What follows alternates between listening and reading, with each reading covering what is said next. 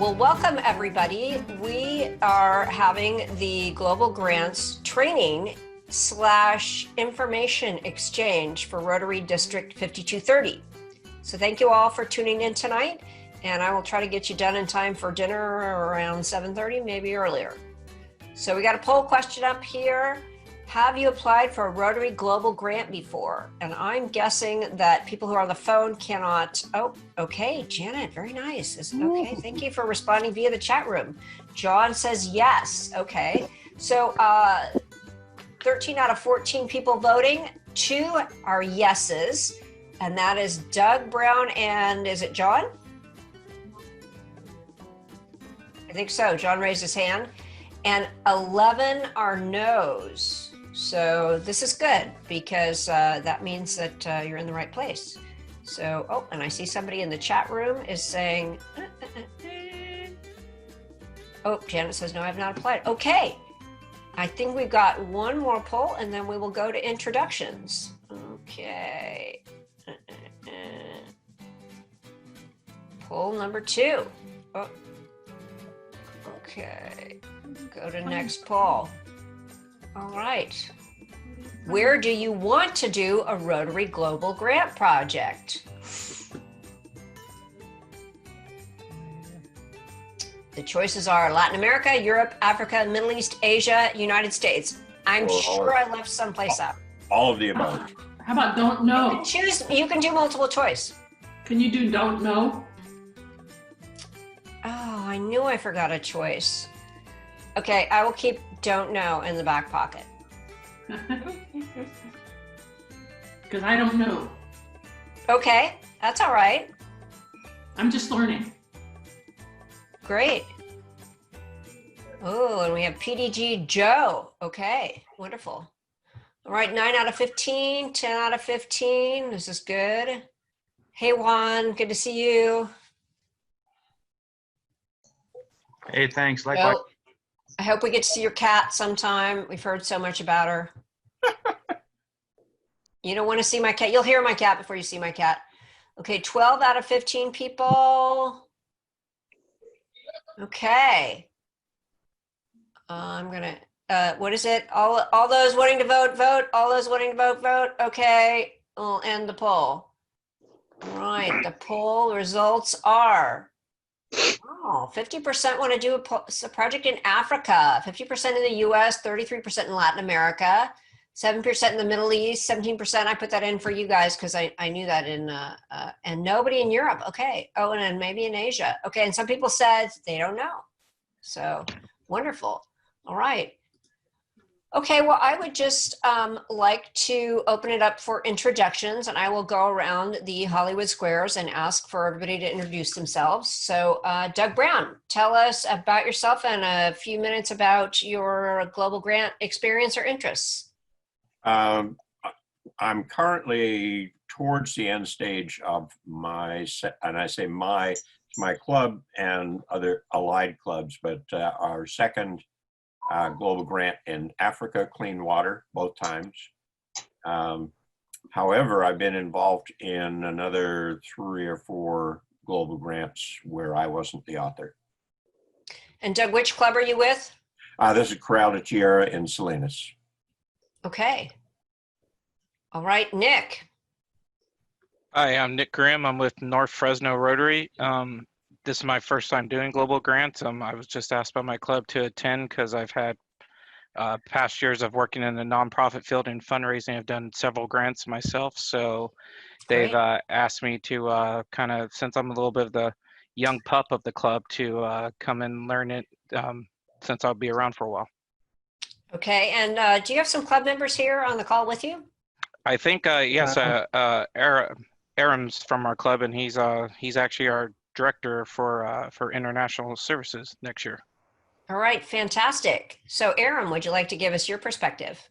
Well, I'm the same with Nick. I've never done grants before, but we do have a project that we're working with Huri, who's going to be junior for the, and her grant is to South Africa, working with a, I believe it's a, like a school or orphanage type of a deal. She was supposed to be on the call today. I don't know. She might still come in. Okay, great. I'll keep an eye out. I was expecting Hori to show up too. Wonderful. Okay, Carolyn, tell us about yourself and you're interested in global grants.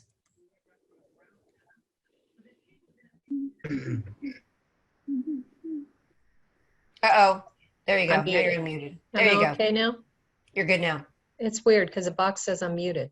I'm from Monterey Pacific Rotary, and we are currently involved with 3 other clubs doing grants. And Debbie, we're with your club on your grant, and Doug, we're with you on your grant, and then also with Ilge from the Cannery Row Club on Syria, the Syria project, refugee educational project. So we've got 3 that we're participating in right now.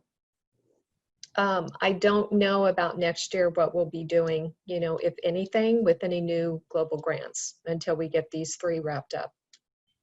Sure. Well, that's wonderful. Thank you for your support. And it's a really critical part, participating in all of them. So later on, I think we'll ask people to give an update on their global grants that are in progress. So Juan, you're also with Monterey Pacific as well, right? That's right. Hello. I can't remember. I gave you a hard time last time. Future President Juan Calzada. Family man and a lawyer. So I'm trying to balance all these things. Oh, great. And what's your interest in global grants? You know, this is topical. The very reason, besides Carolyn Harris, wherever she is in this celebrity box thing, Carolyn Harris was the big motivation to join Rotary. And second of all, maybe even preceding Carolyn, was the fact that my wife's family, her parents in Baja California, are both 40 or veteran Rotarians. And so I was curious about it, and I started speaking with them when we go down for Christmas, and it caught my fascination. So now my hope is, we're wrapping up, as you know, a grant in a global grant in Haiti. Yeah. And hopefully once that's seeded, and then the other projects that Carolyn has mentioned are kind of stabilized, I'd like to do a project in Baja California in the past. Oh, fantastic. Yeah. Great, wonderful. Okay, Mark, tell us about yourself and your interest in global grants. I'm Mark Rancolis. I'm with the Carmel by the Sea Club, and I'm relatively new. I've been a member for a little less than a year, and prior to that, I actually joined Rotary when I was living in Mexico. I lived in Mexico for a few years before I moved to Carmel, and I joined a Rotary club there that was, it was fairly small, only about 24 members. They were all, none of them spoke Spanish. They were all gringos that lived there in San Miguel de Allende, the city of San Miguel de Allende. But we had, our club, even though we were small, we did several really high impact projects in the local community, clean water, clean sanitation, and so forth. And all of those projects were global grant projects. I was not personally the author of any one of them. I worked closely in support of them. And since I left Mexico and moved here, my club has supported one of the global grants that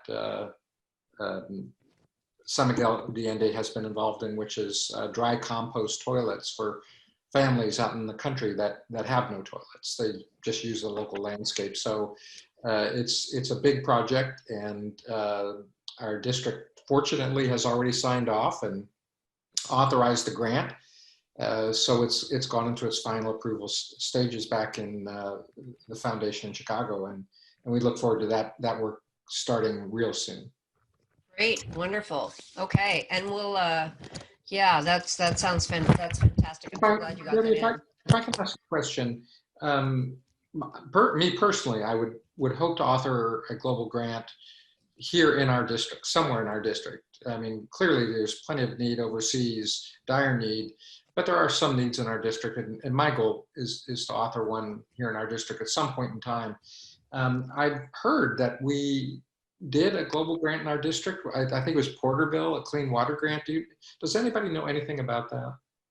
So I can jump ahead and talk a little bit about that now if you want me to. We're sort of in the introduction phase, but yes, we have done a couple of global grants. The Porterville grant was a little bit before my time, but that was assisting with installation, I believe, of fire hydrants and some connections required to bring water into community in Porterville. My club also worked with the Corral de Tierra Club on and several other clubs to do a help construct bathrooms and showers for a homeless health services facility in Salinas. And so I'll talk a little bit about the mechanics of how you do a grant in the US. Thank you. Thank you for Get that. some more info. There was, John, did you want to finish also your? a third global grant in our district not too long ago in Salinas, where the Gloucester Park was renovated to basically get it back as a community center rather than a gang center. Yeah, I don't think we ended up with global grant money for that one though. That kind of, it was going to, but it No, fell it through. was global. Yeah. John, do you want to finish introducing yourself? Which club are you with? What's your background in global grants? Me? Mm-hmm. Oh, okay. Interestingly enough, John, you are the only John on the call. Yes, okay, you're right. That's unusual, isn't it? My name's John Hatz. I'm with the Pacific Grove Rotary Club. I've been in Rotary 25 years and been involved with quite a few global grants. Did initiate one some years ago that was actually not approved, but I've been involved with many, and this past year, our PG Rotary Club has been involved with 3 grants. The Syrian refugee grant, where we supported that with Ilgay at the Cannery Row Club, and we've been a supporter now for a while of the Shirley Grace Mattel Kenyan grant, which I gather is still in the approval process. And the third is a African, also Ugandan grant from District 5190, my old district, in the Bwindi Forest in southwestern Uganda. It's a nursing school that's been established by Rotary some years ago by a doctor from Nevada City. He and his wife first started a hospital and now a nursing school. In more recent years, there's been several major grants that they've initiated. And so anyway, that's my experience. And Fantastic. All right, Jeff, tell us about yourself and your interest in global grants. Jeff Garza.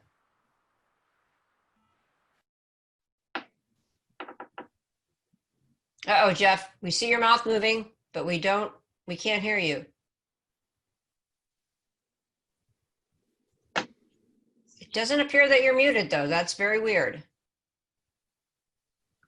Do you not have a microphone with your computer, Jeff?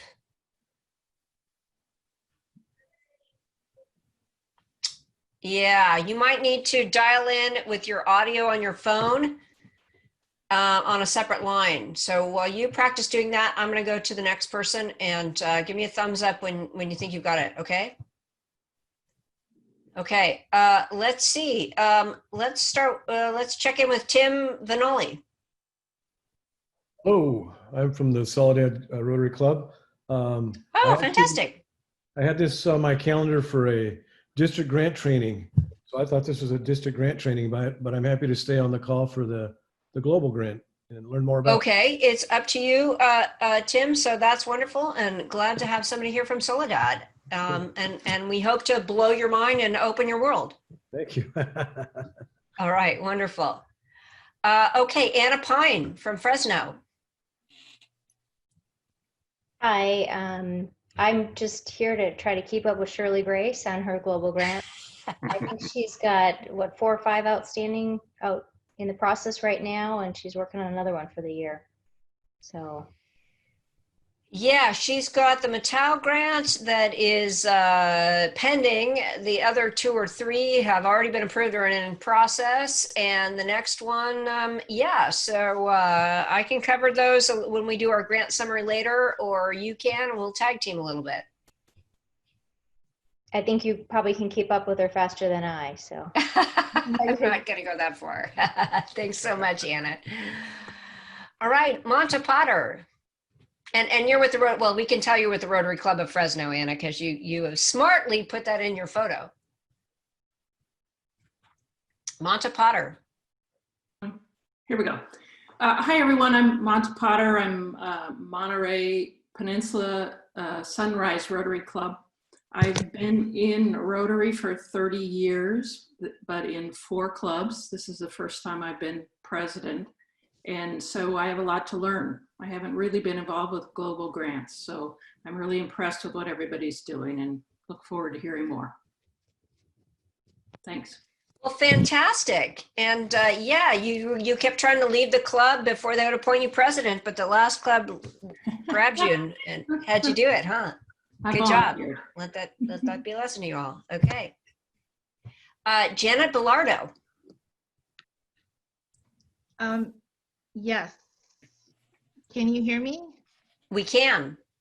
Hi, I'm with Monterey Pacific, with Carolyn and Juan, and I'm going to be the president-elect. So I just want to get to know everything, every aspect of what that means, and so I'm excited to hear what more about the global grants. I know that we're a part of those 3 global grants, and then we've been fortunate to have the speakers come and talk about what's going on in those grants. So I'm excited to hear more. Thank you. Well, fantastic, and congratulations. Thank you. All right, Karen's iPad. Here I am. I'm here. So I'm president-elect. I'm proud to say that Anna Pine is our club secretary. So I'm following Anna. So as she said, Shirley Grace has been our superhero in global grants. And so we want to be prepared. I'm hoping that there'll be more people interested in pursuing global grants. We do a lot of international outreach with solar cookers and water purification and wheelchairs and doctors in Guatemala. We do a lot of international support. So I'm thinking global grants might be a growing concern for some of our younger members, and I'm hoping we can encourage them. Thank you. Wonderful, Karen. What's your last name, Karen? Musson, M-U-S-S-O-N. Well, that's a big club you got to manage there. And so kudos to you for taking that on. And I'm sure this means you're a mucky muck in the Fresno community as well. So great. I just want to make clear that I have a 5-year contract with Anna. She's going to be there right beside me. Good for you. Good for you. That's fantastic. Okay, and I see someone has joined us, the 559-289-9074. Who is that? Oh, that's Jeff Garza. But hey, Jeff. All right. Good job. Tell us about yourself. Can you hear me? Global grants. We can hear you. Perfect. Okay, good. I'm with Fig Garden Rotary in Fresno. Oh. I'm the president-elect, and I moved up a year, so I didn't get to go to pets. But minimal involvement with global grants. I was in the San Luis Obispo Club for about 5 years, and we joined with another club as far as contributing money towards a global grant, but we weren't in charge of any of the paperwork. At that time, it was very, very complicated to apply for a global grant. So kind of complicated, but it has to do with a lot of different things, not just being difficult. So yeah, it's a whole, so we'll try to get into that. So yeah, well, wonderful. Well, welcome, Jeff. And yeah, welcome to the district. And Jeff, your Fig Garden Club is a partner in the Corral de Tierra Salinas Africa Clean Water Project currently. Wow, I didn't know that. Yep. Yeah, wonderful. Do you know who the contact person is in our club? Doug. Oh. Probably the DG. No, that's who I first contacted, Mike Andrich, but Okay, well, I'll ask Mike. yeah. That sounds great. All right, Brenda, from my own Selena Steinbeck Rotary Club, I've not been ignoring you. All right. Tell us about yourself and why you're interested in global grants. Okay, as Debbie says, I belong to, I'm with the Steinbeck Rotary Club. And when I started, the club gave me the opportunity to be the international chairperson. And I'm really enjoying to do that. And at the best that I have as a mentor, you, Debbie. So we're doing a water project right now in my country, San Salvador. And we're trying to get more than 5,000 people over there in a little town, clean water. And I'm really proud of that. And I want to learn more. Fantastic. And Brenda's a real go-getter, and she went out and she found a Rotary Club and she found a project, and we're so excited to move forward on that. And then last, but actually the unleashed, our past district governor and incoming district foundation chair, Joe Grebmeyer. Joe. Hello, everyone. I've been involved in several grants from the King City and the district area over the years. My real background was in grant writing for the government, but my Rotary position is I raise money for the grants. So I'm here to support you, but we're putting together our foundation committee, and my background is fundraising. And so along with supporting the grants program, stewardship, Paul Harris, I will be working on a 3-year plan to increase our donations to the Rotary Foundation, which increases our ability to write grants. So fantastic. I love working with Joe because he's all about raising money and I'm all about spending money. And so we get along so great because I'm not as good as raising money as he is, because hardly anybody is. So it's fantastic. All right. Has everybody had a chance to speak, just to make sure I got everybody?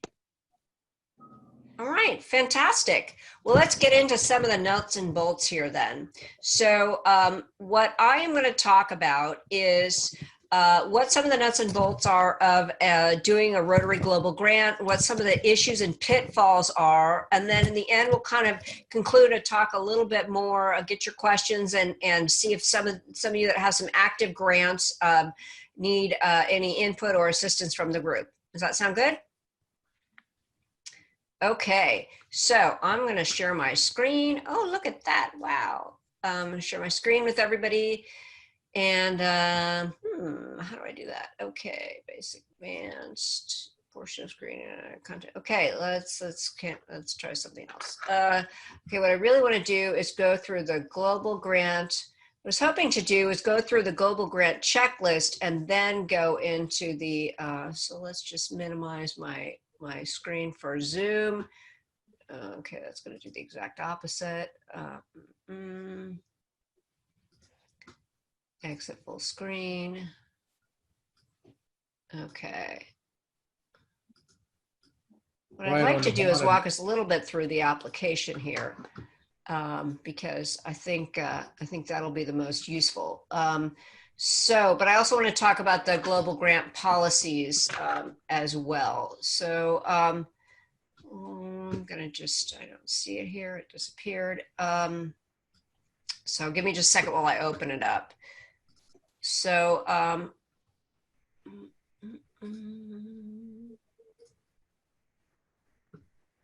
okay, global grant checklist. All right, that's the best thing to start with.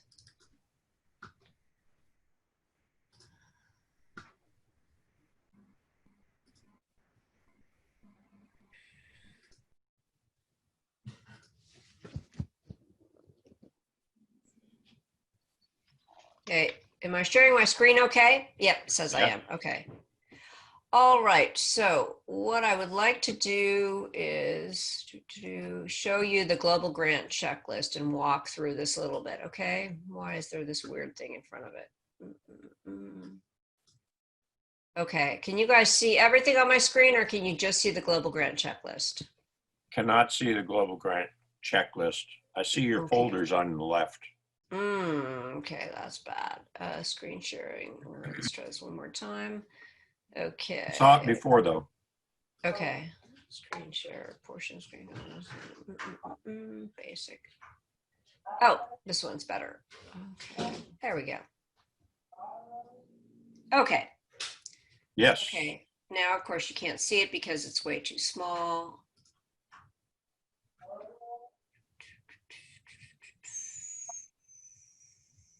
Zoom.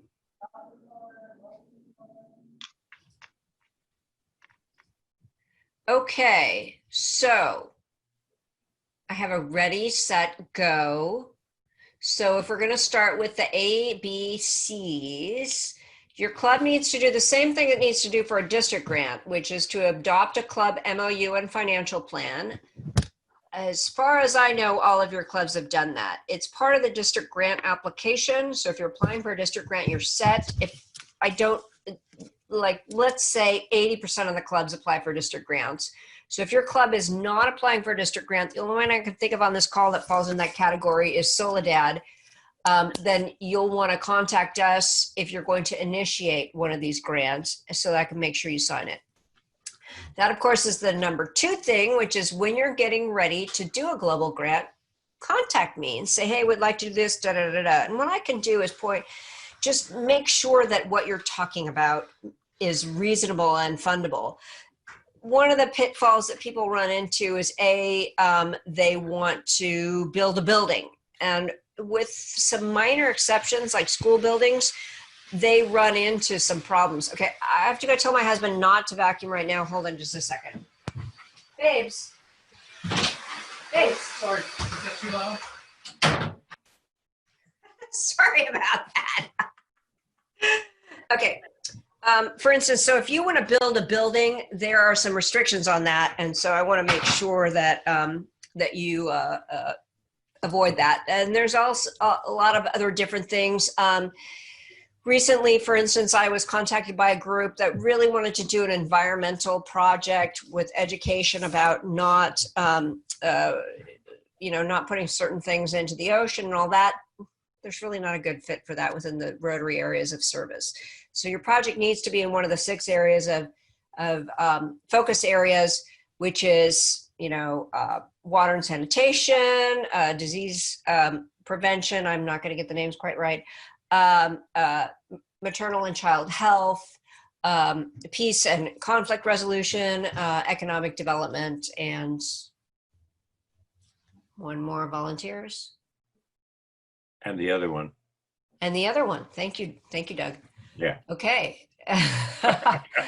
You said water and sanitation, right? I did, yeah. Okay. Okay. I usually forget peace and conflict, or the community development. But all right. Is your club in good standing? So if you have a global grant, I used to think you had to actually absolutely have all of your final project reports in on your global grant in order to be a club in good standing. But I've since discovered that you actually don't have to. And so really the main thing about being a club in good standing is have you paid all your Rotary dues? So that hasn't been a big issue. Although if you've completed a grant, they do want you to have filed your final report. Debbie, yes. on that point, you don't necessarily have, if you have a previous global grant, you don't necessarily have to have your final in, but you cannot be overdue. So yes. if you've applied for an extension, then you're good. But if you're yeah. overdue, then no, you can't do a new one. Yeah. Thank you, Doug, for that clarification. Yeah. Debbie, can I ask you a question about that too? Sure. Those 2 points, being in good standing, do you have the ability to go into DACDB and see whether or not that's the case for any club? It's Rotary. It's actually grants.rotary.org is what you go into. And you'll be able to take a look and see when you go into grants.rotary.org, it will show you what active grants your club is involved in. And so you'll be able to see if there's any issues. Now, there isn't a box that says, are you in good standing? but it'll show you whether you have any overdue reports. And so that's one of the things that I can help you check. The issue I've run into more often than is your club in good standing is your partner Rotary Club in good standing? When we did our grant in Honduras, we spent a long time waiting for them to file their final grant report for another grant because they couldn't qualify as being in good standing until they'd done that. And I was emailing their district governor. I mean, that was really obnoxious, but I had to do it because we were waiting, you know, so yeah. And So Debbie, I'll coordinate with you on that. Debbie, I don't know if it's an RI issue or a district issue, but in the district in Africa, our partner club there was not in good standing on the basis that they had not yet paid their annual dues. Yeah, and I wouldn't be surprised. That sounds like a Rotary Foundation issue to me. Yeah. Because, you know, bottom line is you got to pay your dues. I mean, you know, because otherwise how can they can't give you new money if you haven't paid your dues. Exactly.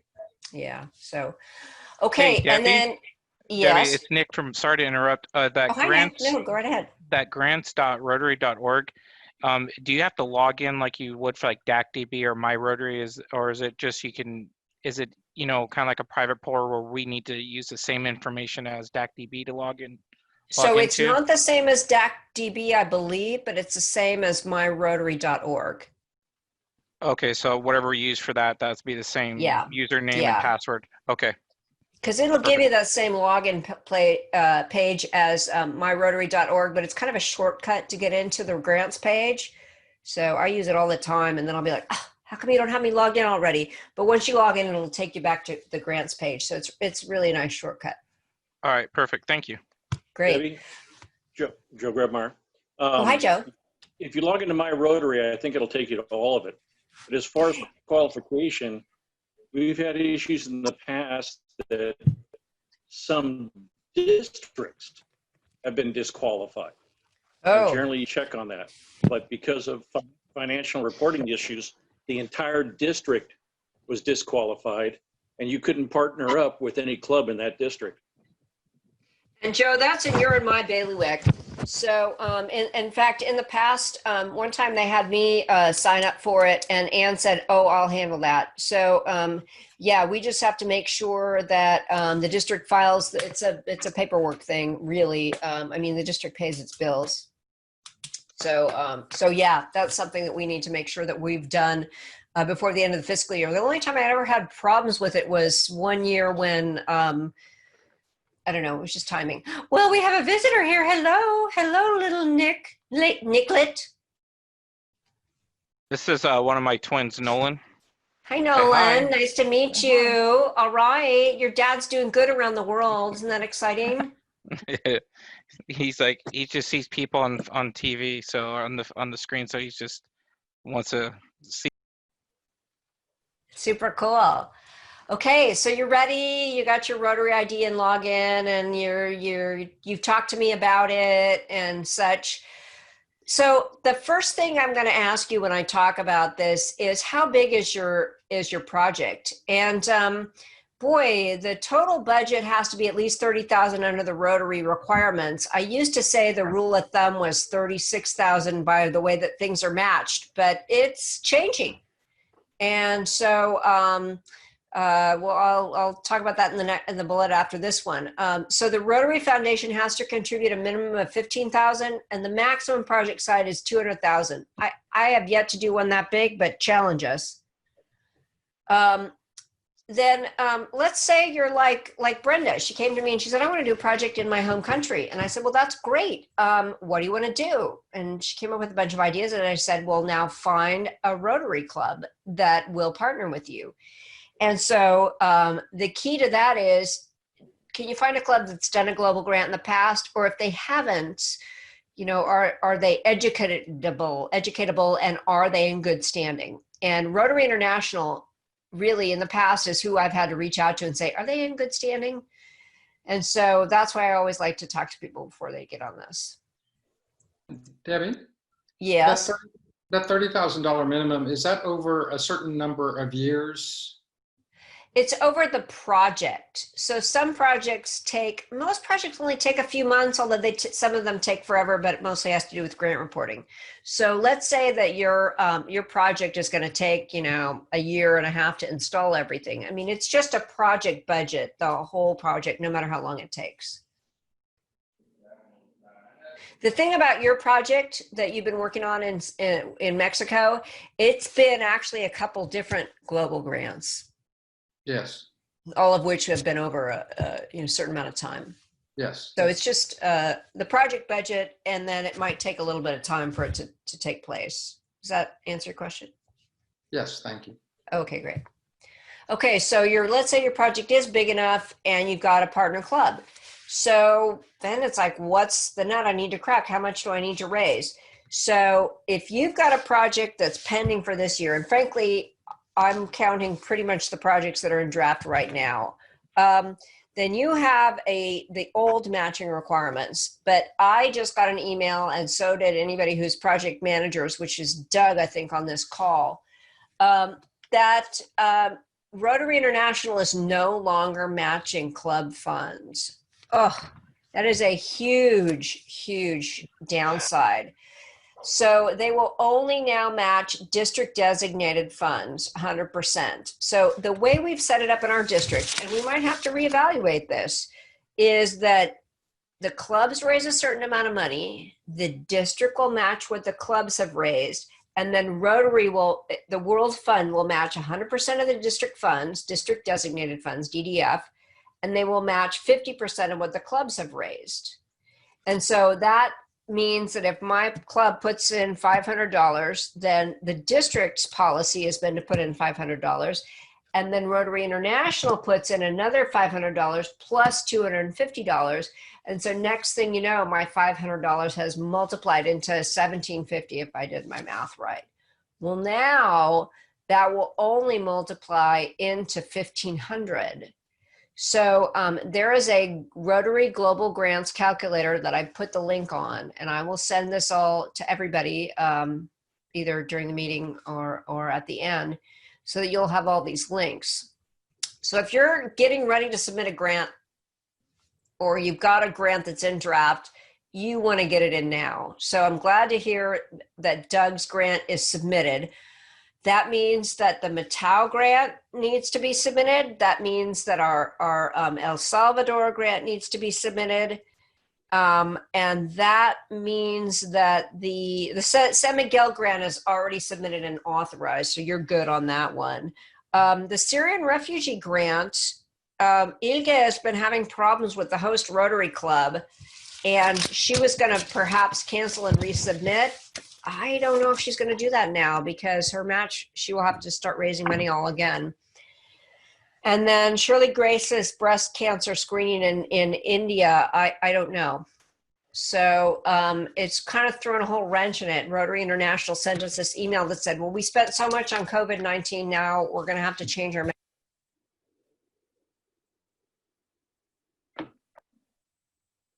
Abby, you went silent. I can't hear Yeah. you.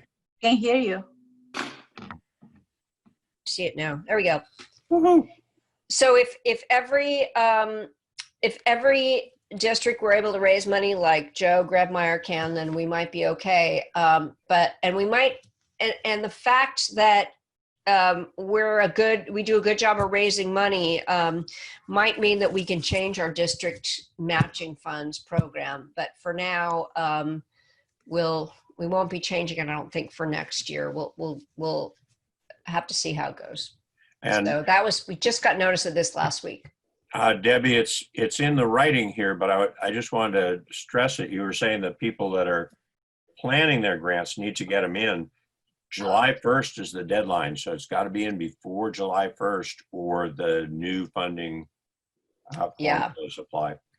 So those of you from North Fresno, you might need to take a look at this. I don't know if you can do it that fast. I'm not sure you can. Because we're working really hard on our El Salvador grant, and we'll talk a little bit about that later. We're still short about $4,000 locally. And so, we'll get it in, but, we're going to have to really work it hard. So, Debbie, side note, our focus is on raising money for the Rotary Foundation through the district. But we will also support any club fundraiser. It's not necessarily for the foundation, but it's for the club. So in the future, if you have any fundraising or you want to think of a fundraising or you need help with fundraising, whether it's for the Rotary Foundation or just your club, please contact me. Wow. We will. We will. Okay. Fantastic. That is great you. news. Thank you, Joe. That's wonderful. All right. We're here to support both the Okay, foundation writing the and all note, the. talk to Joe, because it's a tough fundraising year this year, Oh yeah. you know? But I gotta tell you, if you haven't lost your job, you are saving money because you are not going out to eat and you are not traveling anymore. And, you know, now if you're out of work, it's a different matter, but yeah. But Debbie, if I can also chime in, I don't know if the other folks in the other clubs know that my club, Carmel by the Sea, years ago was very lucky. One of our members was a gentleman who wrote jingles for commercials, and apparently he did really well. And when he passed away, he left our club $6 million. We give away that on an annual basis. And up until I joined, we were only granting the interest to local requests, but we are now open to global grant requests. So if a club has a project and they're short of funding and looking for funding, you know, please come to us. Let me know. I'm on our awards and grants committee, and I can bring it to our committee, and you know, possibly we can provide some funding for you that way. Fantastic, Mark. And I'm not going to miss the opportunity to just say to you that we haven't made our official request because you wanted to make sure our grant was in, but our grant is in now. And so Brenda and I will want to follow up with you. And if you can put in a little more than we originally discussed, that would be fantastic. Yeah, please come back with the amount you need. We'll chat with you offline. Yeah, all right. Okay, great. Thank you so much, Mark. Wow. Thank All you. right. See, this webinar is worth it already, you guys. Okay, so moving through the checklist here then. Okay, so Rotary Foundation Global Grants Coordinator, I have put Cecilia Walter in here. She is really the Global Grants Coordinator for US projects in our district, but she has been my go-to person. She can help you find a Rotary Partner Club in good standing if you don't have a contact. And she can also point us towards the right Rotary person. So what I'll make a note to do, there are Rotary contacts for all the districts. I mean, you know how many districts there are. There's 10,000 districts, whatever. I will go ahead and include that in the resource that I send off to you. But it's important to check in with your Rotary grant advisor for your area because they will help you out as well. And in the end, you want them to review your grants in draft stage so that they don't review it when you think you're all ready to go and you're not. And they'd say, no, you're not. Okay, and then I sent you all the, Rotary Guide to Global Grants. We're going to review the Global Grant application and the Rotary Grants Calculator, which is going to change, okay? So as we discussed earlier, which one did I forget? Okay, which one did I forget? Let's just take a look and see. I looked at it. You got them all in. I forgot literacy. Steinbeck Rotary Club forgot literacy. You guys are going to hate me. Peace and conflict, disease prevention and treatment, water and sanitation, maternal child health, basic education and literacy. Very common, very popular. Okay, so it has to fit into one of these. So far, environmental benefits have not been added. Sometimes you can work that into water and sanitation, but not always. Debbie, So, the Board of Trustees is discussing that right now. We may see it next year, early next year, as a additional area of focus or being written into supporting the other areas. But the foundation trustees have taken that up as an issue, and they're supporting it, but they're trying to figure out how to work it into the foundation guidelines. Wow. Okay. My suggestion would be that it will give the Rotary staff more guidance, more support for saying it's eligible if you put it into a separate category. Because the thing I ran into was, yeah, they've got this new guidance on it, but it just doesn't quite fit into one of the categories. We were trying to do a project in Baja California, Monterey Cannery Row, where they were trying to do a water, water pollution education thing. And I couldn't really tie it to water supply. And it sounded like a really great program, you know, avoiding pollution of our oceans. So, yeah. Yeah.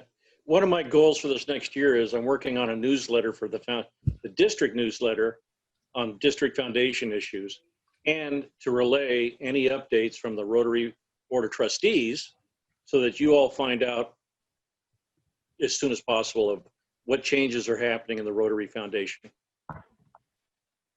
Great, fantastic.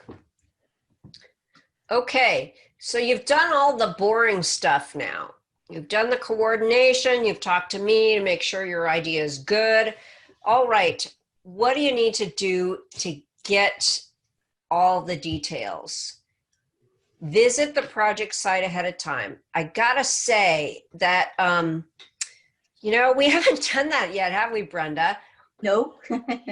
If you can't visit the project site ahead of time, make sure your host Rotary Club does it. With Zoom available now, it's so exciting. I just love the fact that we can talk with people in, you know, El Salvador and touch base. We can talk with people in the city. So maybe I should modify this a little bit, but either you or the host Rotary Club should visit the project site ahead of time. So I'll modify that. Because somebody needs to go and do this initial assessment and establish relationships, okay? Because when you come to the Rotary grant application, it's going to ask you, what did you do to conduct your sustainability analysis? The heart of this whole question is, are you doing a project that the community wants, that the community supports, that they are going to make sure is used? The last thing Rotary wants to do is spend you and I's hard-earned Paul Harris Fellowship monies on a project that you come back 3 years from now and isn't being used, okay? So that's what the sustainability analysis is all about. Now, I will grant you that certain hurdles fall up along the way. I mean, the toilets and the showers in the Health Services Center we did in Salinas, they went through a crisis of who's going to run this center. But they were so supported by the community that the place didn't sit vacant for very long, maybe a few weeks, and then the city came in and they brought in a new nonprofit and they started running it. Is that the kind of project that's in your community? Do you have a way to sustain these compost toilets? They're kind of self-sustaining. Are they going to use them, or are you just going to have goats walking in them? So, this is really the discussion you need to have with the community. Okay, when you first, oh, go ahead. Was there a question? Yeah, there's a real issue with that, because in the past, Rotarians have come up with really great ideas, approached communities who were too polite to say, no, we don't need that. This is what we need. And it's getting back to the best solution is found at the location, and talking to the people with what is it you need. Maybe it's not water, maybe it's sanitation, maybe it's education. But we found several projects failed quite quickly because we hadn't planned for sustainability, and it was something that they really didn't want. Yeah, so that's where we want to avoid. All right, so you've done your sustainability analysis. You've got your project. I think I'll run through this part real quickly, and then if we have time, I want to go through the application a little bit. So before you can even do step one in the global grant application, you have to determine who's the primary and secondary contact for both your club and the international club. Now, if it's a grant in the US, your club will be the international club. If it's, or I'm sorry, your club will be the host club. If it's a grant outside of the US, your club will be the international club. Most of the grants are in other countries, but some of the grants are in the US. And just to talk a little bit about that, the key for a grant in the US is that you need 30% of the money from outside of the country. How do you get to that? You have partnerships with another district or club in which you've helped their grant. Rotarians around the world tend to be wealthier, but there are certain countries where it's easier to get their participation in the US. India's is a country that tends to have more money. It's, you know, income distribution. People who are Rotarians tend to have money. That's where we've been able to actually get Rotary contributions to a US project. Another area, let's say Australia, let's say Europe. Now, a lot of these countries, they're not necessarily motivated to do a project in the US, but if you do a global grant in their country, they're going to be more motivated to do a global grant in your country. Or let's say you go to the Rotary International Convention and you have some relationships. Or let's say you're a DG or a PDG and you've met people in other countries that have money. So you can convey the fact that, hey, you know, the Salinas Valley area has some of the most dire situations, which with regards to farm workers or water or homelessness. And so that relationship that you've gotten, or that our friends, you know, PDGs or whatever have gotten, allows us to develop the relationship for a project in the US. So if you have a project in the US, I will definitely talk to you about what are some of the options that we have in terms of getting investment from outside of the country. But the key is you need 30% in order to make it work. Any questions on that? I know that one of you had a specific interest in US project. Debbie, was there an exception to that currently for a global grant on COVID? There was, and I think they're done with the COVID. We tried to think of one, but it was a really short turnaround time. Probably would have worked better if we'd had something in the pipeline already. And our area, you know, not our district, not as direly affected by COVID as, let's say, down south. So, yeah. I got to give you a lot of credit, Debbie, because since the last 4 or 5 years on grant writing, it's been a moving target on what the rules are this year. Yeah, yeah, and that's why we do the training. By the way, Debbie, with respect to getting international partners, you were saying, well, yeah, you get international if you're doing a project in the US, you get international partners. And we're in Corral de Tierra, our project in Africa. Little anecdote, on my way back from our first project in Africa, in the airport, I met a Rotarian. He had the Rotary jacket on. We got to talking.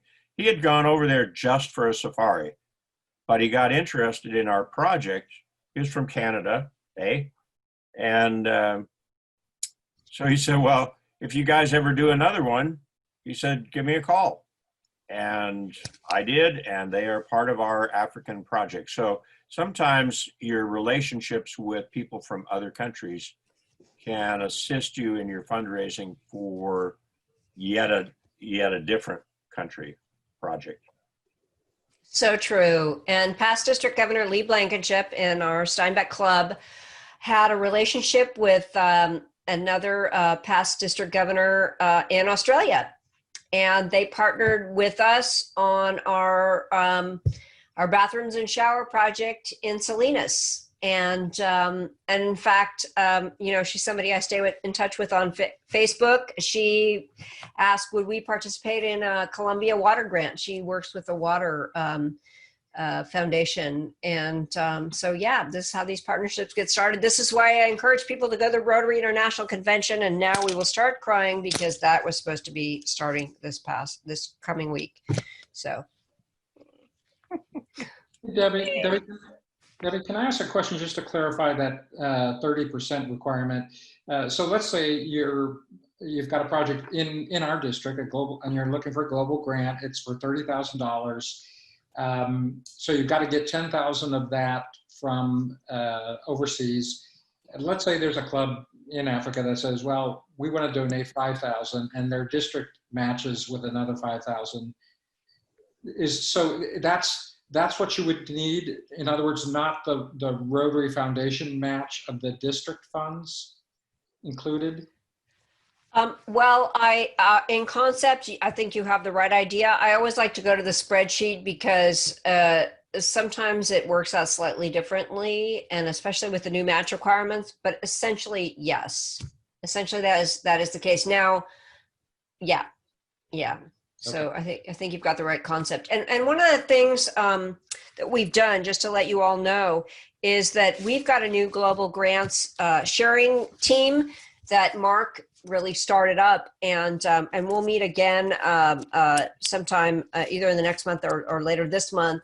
But there is such a strong interest, as you saw, 50% of the people on the poll want to do a global grant in our district, that I think it would be worthwhile for us to work together on how can we make that happen. The last global grant in this district was the one in Salinas, so maybe it's time to go to a different county. But I would love to see that happen. And so be thinking about what might be some opportunities, because I can tell you we do have a chit out there with a Rotary club and district in India. We were going to do a Monterey County Food Bank project that ended up not qualifying. And so yeah. Okay, let's see. So oops. Okay, let's see. Undo. Okay, so you want to start drafting your global grant, get a global grant number. So prepare monitoring plan. This is all things that you will walk through on the global grant application. A couple of the things to watch out for, they will want you to sign a memorandum of understanding with cooperating agencies. So for instance, for our grant in El Salvador, we need to have an MOU with the city of Santa Tecla, which is going to be essentially operating the water supply system that our global grant is going to be installing, and they will be working with the local community group to collect the monthly fees from the households that they've all voted for and agreed to participate in. But Rotary wants to have this MOU spelled out. In our past water project in Honduras, we did a cooperating organization MOU with the Engineers Without Borders, who essentially designed and helped the community and the Rotary Club build the project. So Rotary kind of feels like, when in doubt, do an MOU. The other thing, and I didn't put it on my checklist here, is that, in fact, I will add that, is to, if there's some sort of training that needs to happen, then they will want you to submit that with your grant application. And what's crazy is that there's not really a place to do that, so you just kind of add it in wherever they let you add an attachment. And I can tell you for sure, one of the popular areas is clean water, and they will, even though it's not in the list of things to check off, they will expect and require hygiene and sanitation training as part of that project.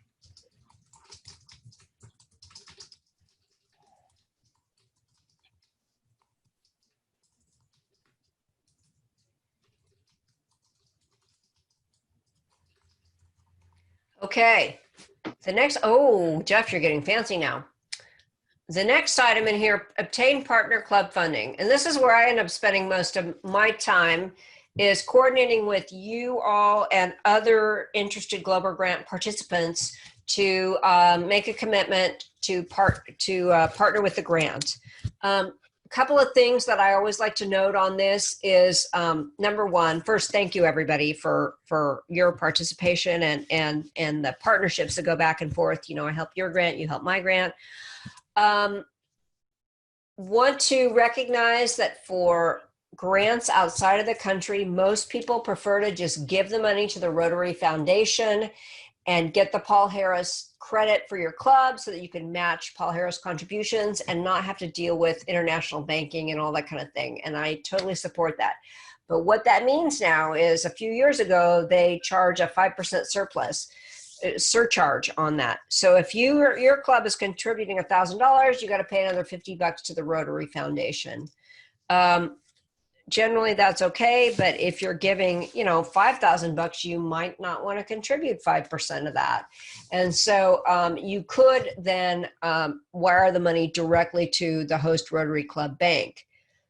But it all depends on how the level of trust and all that kind of thing. And maybe you just wanted to go through the Rotary Foundation. So most clubs do contribute that, do that.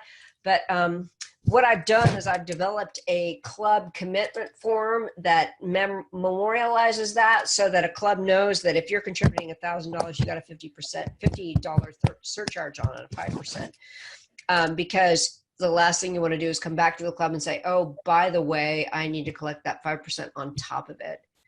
The other thing is, sometimes these grants take a long time. And so, again, I've developed this club commitment form, which I'll send you a copy of, because clubs forget. I can tell you, my club forgets. They're like, oh, yeah, I contributed to that Mattel grant. And so that way you have it in writing, no, you said you contributed to it, because it's sort of like the slate gets wiped clean. You lose a treasurer, you lose a secretary, all that kind of thing. So no, I have this signed form. And so it's just a good idea to have that. Debbie? Yes, Doug, you're laughing. There is a third option in terms of funding the project.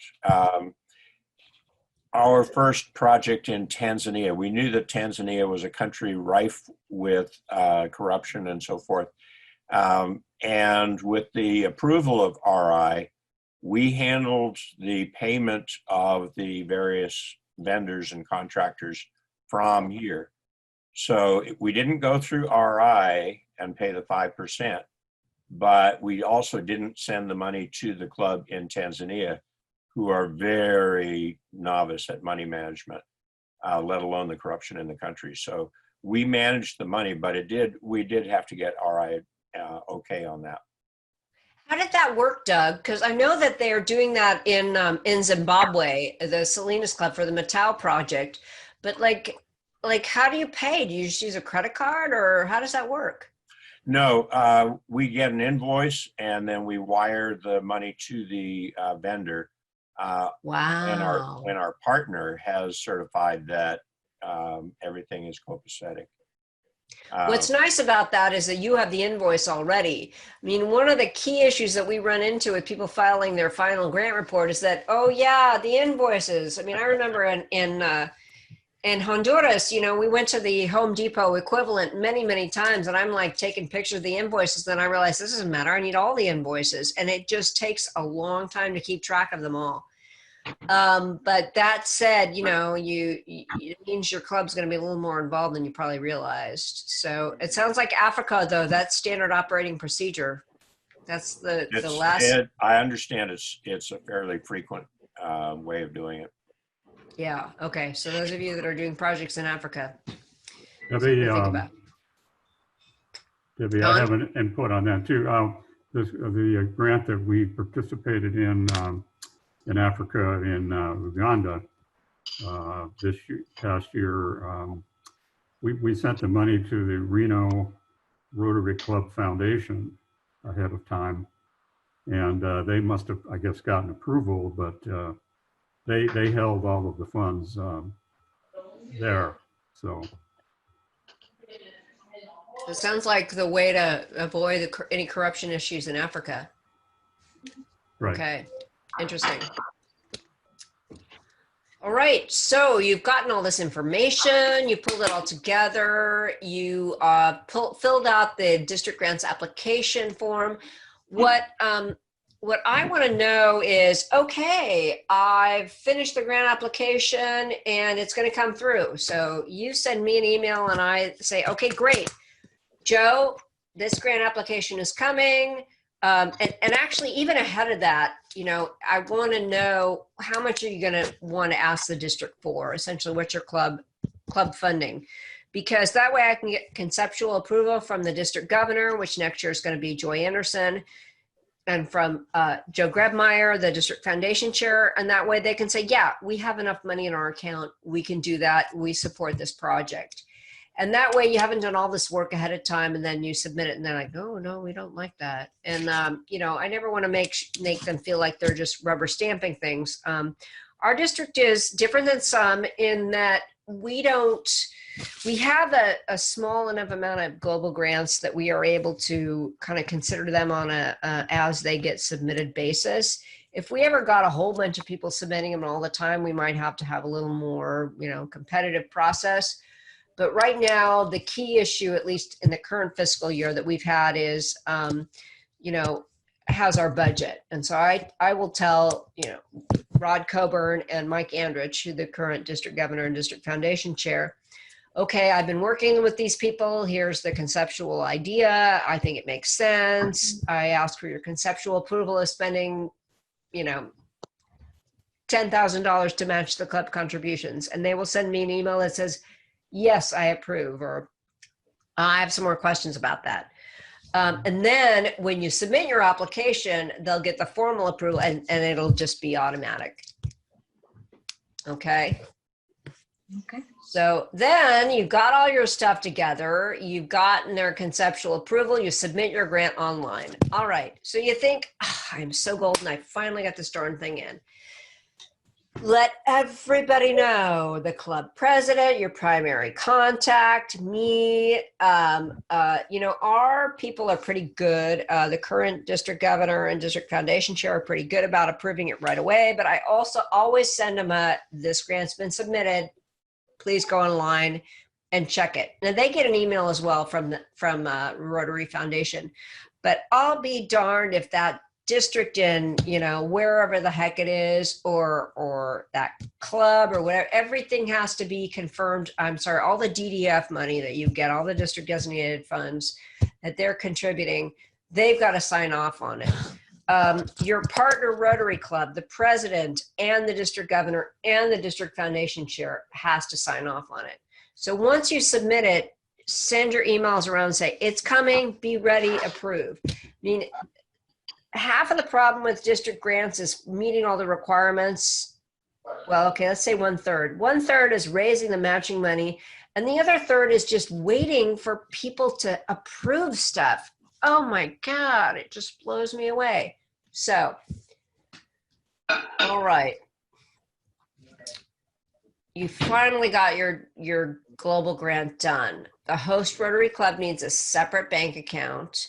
It's useful if your club is getting money from other clubs that you maybe just get them to send the check to you. They can send the check to the Rotary Foundation, but have them send the check to you made out to the Rotary Foundation. You send them all in at the same time. That way you know you got them all. Okay.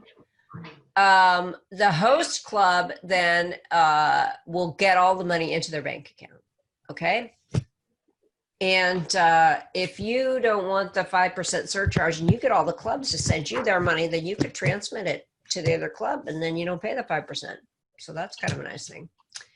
And then the host club has to keep the records, file the annual financial reports, unless you have some arrangement like Doug talked about where you're the ones paying the invoices. Make sure they save the invoices. You know, Rotary's different. I do a lot of grants in my my work life, and Rotary's a little bit different. Like they'll give you the money before you start the project, as opposed to giving you money on a reimbursement basis. That is gold. That is fantastic. But in the end, you will get into problems at being a club in good standing if your host club does not save the receipts and file the final report. So, you know, do yourself a favor and make sure that the host club saves the receipts ahead of time and files progress reports. In a typical situation, we are the international club, and so we are responsible for calling them and saying, hey, how's the project going? Are you saving the receipts? There's a project there's a progress report due, and I will send out reminders to people, and I think you'll even get automatically reminders if you are the international sponsor. It says, hey, you know, you guys need to file your progress report. But really, it's that final report that's the most important that you need to be sure to file, and that I'll keep nagging you about until it gets done. Debbie, can I ask Doug a question? Doug, where you were paying the vendors directly in your African project, did you have any trouble getting receipts from those vendors? Not at all. And we started off by making sure that we had correctly printed invoices. As an example, the first invoice we got was a real loosey-goosey handwritten thing. We said, no, this is not an invoice. It's a parts list. It's a parts list. And so, you know, we were able to establish that kind of thing in advance. We also were lucky. The president of the company, which although it's a company based in Tanzania, the president is an American who's based in the US. So he and I had lots of conversation ahead of time, designing and planning and scheduling and all of that. So no, but you can have difficulty, and so you need to lay out your needs and requirements ahead of time and let them know it's non-negotiable and that they won't receive their money unless, you know, or the final amount of their money unless you have that. Well, yeah, that's good information, because I think not only Africa, but certainly in Latin America, getting invoices and receipts can be tricky. I mean, absolutely. Yeah. And I found on our Africa project, there was a little adjunct piece that we added on, and I let it go because everything worked out, but I know they wrote the invoice after the fact of the money delivery. So they made the invoice match the money delivery. Well, and I wouldn't get so, it certainly is something that happens here too. Because we're working with nonprofits and Rotarians who are all volunteers and yeah.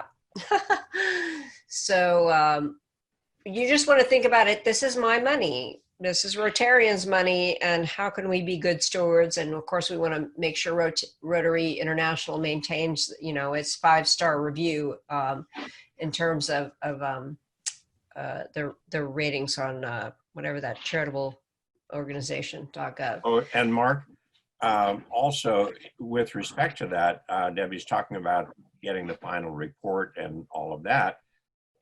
In aid of that, since the club wasn't all that proficient at it over there, we did it jointly. We basically emailed it back and forth until it kind of looked right to everybody. So basically, we were helping teach them, putting in what we knew, and then telling them what we needed them to put in, and worked out pretty good. So what I'm sharing with you here is the grants.rotary.org homepage.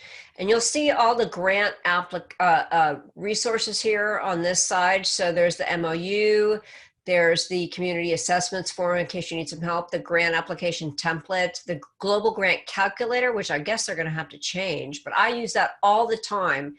And I recommend that you use it too. And I have the link to it in the form. There is the Guide to Global Grants, which I sent to everybody, and those are the key things that I've got. Oh, the training plan, which they always want you to fill out, so you're going to need to do that. And then I haven't talked about some specialized cases, which are vocational training teams and scholarships. But if you're interested in doing a grant like that, then we'll need to chat separately about it. So if you do grants.rotary.org and you do your login, then if you go to my grants, I am super special and I get to see all the grants that are in progress. Okay, so what do we have here? We have an overview of all the Rotary grants that are in the district. This is super exciting. Okay, so we have the Agua para Todos.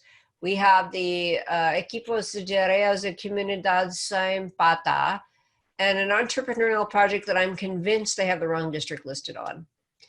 And we have the authorization required for the Matau grant, which we are waiting for one district in India to authorize, and I know that will happen. We have your NICHA Clean Water, which I hope you can get authorized ASAP, because then it'll be submitted. And then we have the free Mooncatcher kits, which is a project run by another district and club, but it's related to education and supplies for menstrual cycles for women. We have your dry composting toilets, yay, San Miguel Phase 2, that it's already submitted. Guatemalan Women in Poverty, which is a grant that others are participating in, but not a lead. Okay, a Bolivia grant that East Fresno is involved in. It's a COVID-19 grant, and it's been submitted, so that's great. And then the Syrian Refugee Project, which I need to get an update from Ilge on. And then all the approved grants are down here, and you see, so there's our district grant, some hygiene and sanitation, a couple of older projects that I think are mostly done. Your Haiti project that I think be interested to know what's going on. And then again, Safe Waters in School, a couple of projects in India. The Empower Through Play, that's a project, actually I didn't mention that. That's a project with the Kinship Center in Monterey County. And then these other grants that I think are moving right along. The Razalog project was hospital development that they were very, very close to doing. They were going to do it in April, and I was going to try to go visit when I was in Europe in April, but everything stopped, so I'm not sure whether that happened. So Debbie, you mentioned the Kinship Center there in Salinas. I'm a little bit familiar with them. So they actually were the recipient of a global grant? So, well, again, it's always the Rotary Club that's the recipient of the grant, but they coordinated with Brian Mansour with the Rotary Club of Santa Lucia, and they coordinated with a Turkish club. And so, Children Raised, okay. I know they coordinated with Empower Through Play initiative has potential to impact 2,500 kids. Families are referred through mental health services at the Kinship Center. Wow. So again, the money always goes to the Rotary Club, but the Kinship Center helped with referrals to the program and probably helped to implement the program. So very cool. Very cool. So this is what the grants item looks like. Okay, so we'll work to get all of these grants submitted, authorized, or authorized and submitted so that everything is in here in that category by July 1. Yeah, the ones in the authorization required don't have to meet the July. Yeah, they don't have to meet the July 1. They're okay. I'm going to double check on that, but you said you did already, but I just want to make sure. I read it 3 times because I was really. Okay, good. I trust you, Doug, because you could teach this class. So, okay, thank you. That's really helpful because sometimes it takes a while to get all the authorizations because you think, wait a minute, like with the Zimbabwe grant, oh my goodness, it took forever and we had to redo some things in that, and now we have to get some more reauthorizations. And in Zimbabwe, they have had persistent electrical outages. And so something as basic as getting online and the internet sometimes takes a while. Yeah. Okay, so I'm going to stop screen sharing and come back to the team here and ask for people who want to talk a little bit about their global grant. And Brenda, I'm going to turn over to you. What can we do to help you with your global grant? Oh, Brenda, you are muted. As you were mentioning, Debbie, we have certain amount of money that we are not yet debt with the full amount of money that we need. So I believe if some of the clubs will be able to help us out to finalize the 4,000 is what we need. That would be great. That way we can submit and be ready to help these people that is in need of clear water. we're gonna help 5,000 individuals, more or less 800 families. So these people is people that even the children, they are the ones handling in pots water. So, and who knows how many miles to get a pot of water. So we just go down, in my case, I go down to get some water. These people is walking long distance to get a little bit of water. So if we can, if in your clubs there is a little bit of help for our club and for these people, for my country, we will really appreciate it because they need it. Brenda, what exactly does the project do? They are going to, what they are doing is that in the past, they have international help, but they need 75% more that they did before with this help. And they are going to do a well. They need to get the well and the connections for the for all the different houses. That way they can get the water and connect the water to through this well. There is an existing one, but they are getting they are going to revise really well this one.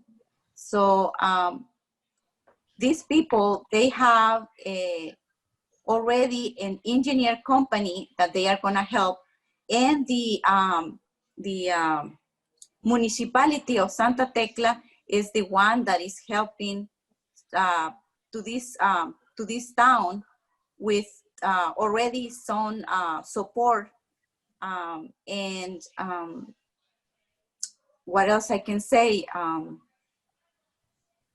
So we're almost ready to go, Brenda. We just are working to get some club money and then working with them locally to get the memorandum of understanding from the city, right? Yes. Yes. Fantastic. All right. Doug, tell us about your, I call it jokingly, your Ninja Water project. How is that moving along? It's a Swahili word. She can't pronounce it. It's Nietzsche. Nice try. Nice try. Njicha. Njicha. Oh my gosh. Okay, Yeah. you're right. It's a suburb of a small city, large town in Tanzania. Very near the edge of the largest lake in Africa, Lake Victoria. 6,000 people. They have some church group came through and drilled a well for them and put in a hand pump and left town. So they have one hand pump to serve 6,000 people, which is about 1,500 families. They figure about 10 minutes per 5-gallon bucket, which is what serves a family for a day. Wow. At that rate, they can fill 75 buckets during the day. People line up all night to fill up more buckets, but the majority of people search all night to find ruts in the road with dirty water, other places with dirty water, and of course they're filled with bacteria, parasites, and viruses of every sort. So people sick a lot. The project will consist of a number of components. First, of course, is a well, and expect to go to about 200 feet for that, and produce clean water. It won't need to be treated. The pump for the well is a submersible pump. It'll sit down inside the well in the water, and it'll be powered by solar panels. Crucial because the electric supply in Tanzania is intermittent and very expensive. Yeah. They have hybrid pumps that use diesel when the electric goes out, and that costs about 10 times what it costs here. So on their economy, they couldn't afford it. So by putting in solar, we've prepaid their energy for the next 25, 30 years. The water gets pumped into elevated tanks, 50,000 liters, which is 12,500 gallons roughly, into tanks 15 feet above the ground. That produces gravity. And coming from those, like spokes of a wheel, will be 10 pipes each serving 2 faucets. So a total of 20 faucets. Now we've got 20 places for people to come and fill their buckets. And we've done the math, it'll serve all 6,000 people. The town has a very experienced, long-standing microfinance group run by women, which means it's well-run and trustworthy. They have agreed to take on the financial management.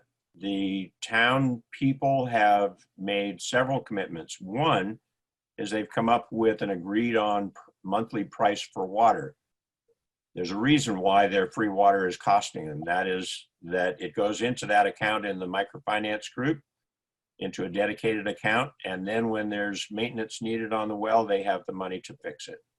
They are looking forward to sometime down the line, maybe even having enough in that account to do a similar water system in the neighboring community. So then their management is going to be done by a committee which has been chosen, includes a city leader, one of the sort of community leaders, well-respected wife of a pastor there, a couple of other people, and 2 Rotarians.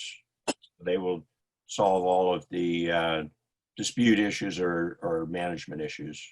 So that's, in a nutshell, that's the project. We, our partner club, got a little ambitious and they signed up for 3 global grants, and their district said, no, you're too small. You can only do 1 at a time. So we're waiting for them to finish their first one, and we've got all our approvals except their district management. As soon as that first project is done, which looks like August unless COVID interferes, their management has assured me they will sign immediately. You're on mute, Debbie. On mute. I know a lot of different clubs participated in that, so thank you all for joining in. Yeah, there's Mark, quite a few here, but also we have 4, including the Tanzanian club, we have 5 districts represented in our project, 1 in Canada. And that'll be even more important when there are the new funding requirements. So Mark, I was just going to ask you to talk a little bit about your project, because I know that you'll be coming forward probably with a new phase of that, even though the current phase has been submitted. Yeah, sure. So a little bit of the history of the project. The club down in San Miguel de Allende for the past several years has been building freshwater cisterns. They've built over 1,200 of them for families out in the Campo. If you go down to San Miguel de Allende, it's one of the most beautiful cities in the world. But once you get outside the city itself, in the what they call the Campo, the countryside, you're really in a very destitute place. So families there had a situation very much like what Doug described in Zimbabwe.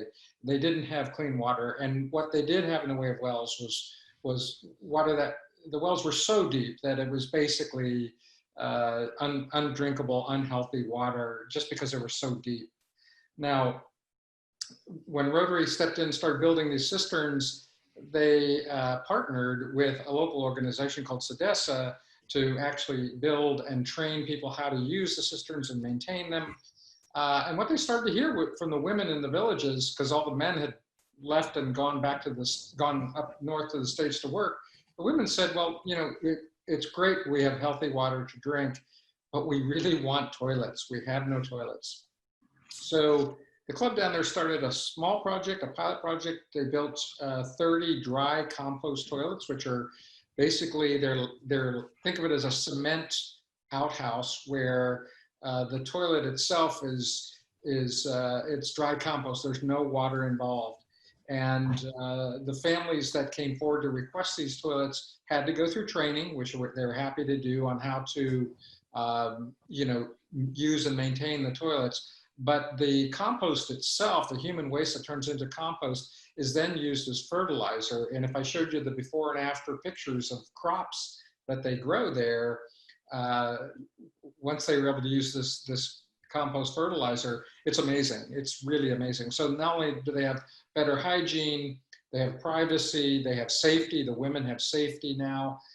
They actually have outstanding fertilizer to use on their crops. So such a success that the second phase of the project was for 150 toilets. That's 150 families that will get them.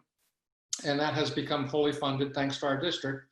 Now they have a total of, there were 200 families that signed up requesting toilets. So I anticipate they'll come along looking for another 50 at some point, but they have 200 total families that have formally signed up requesting a toilet and saying that they'll go through training if they can get one. But I don't know when that follow-on grant will come. Well, that's fantastic, Mark. So we are at our adjournment time. Anna, I don't know if you want to report on the Matau grant briefly, but what I wanted to let everybody know is that about every 4 weeks, we've been having a global grant sharing team. And I'm looking at my calendar ahead and thinking that unless everybody's going away on 4th of July events, I'll probably have it on the 29th. At about the same time, 6 o'clock, but it doesn't go quite as long because it's not a training session. So I want to release you all to go to dinner, but any final comments or something that you've been waiting to say for the good of the order?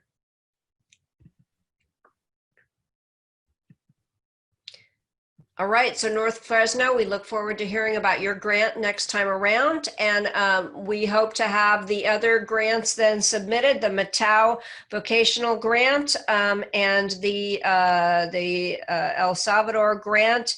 And we hope to have the club ready to go in Nicha, Zimbabwe. I promised you all that I would send you the template application, the global grant checklist, the club commitment form, and the Rotary Grant Advisor list. Is there anything else that you all would like to get? Okay. Thank you very much, Debbie. Thank you so much, Debbie.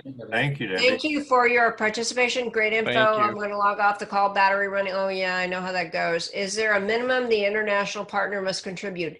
No, it is really just the percentage. It still works out to about 10,000. All right. Thank you all. Happy Monday. And Happy Monday. go forth and do good in the world.